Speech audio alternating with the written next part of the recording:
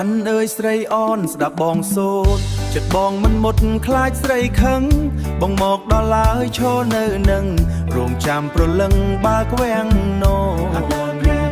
អនអើយស្រីអនអក្លិនការស្លាក្រអូបក្រៃមង្គលសេរីចិត្តមកដល់កុំឲ្យបងឈរនាំក្តីខ្វល់បើវាំងនំផ្ទាល់ឲ្យបងឃើញមុខ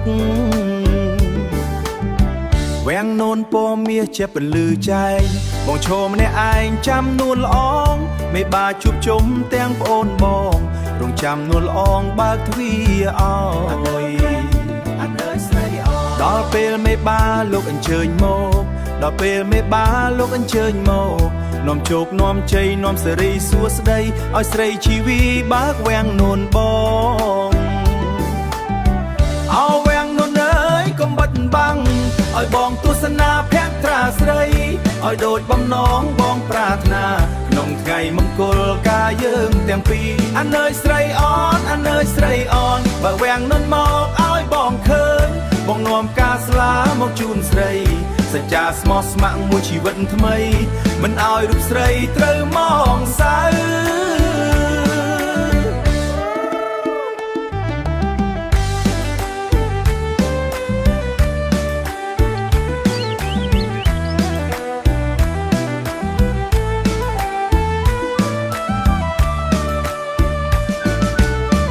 ដៃបងកាន់ដាវកាន់មង្គលជ័យ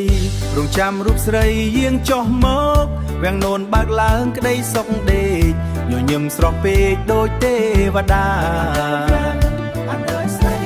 អានអើយស្រីអនម្ចាស់ជីវិតបងថ្នមនួនល្អងមិនឲ្យព្រួយយើងនឹងសាងជន់វាសនាជាមួយឲ្យបានសម្រេចក្តីប្រាថ្នា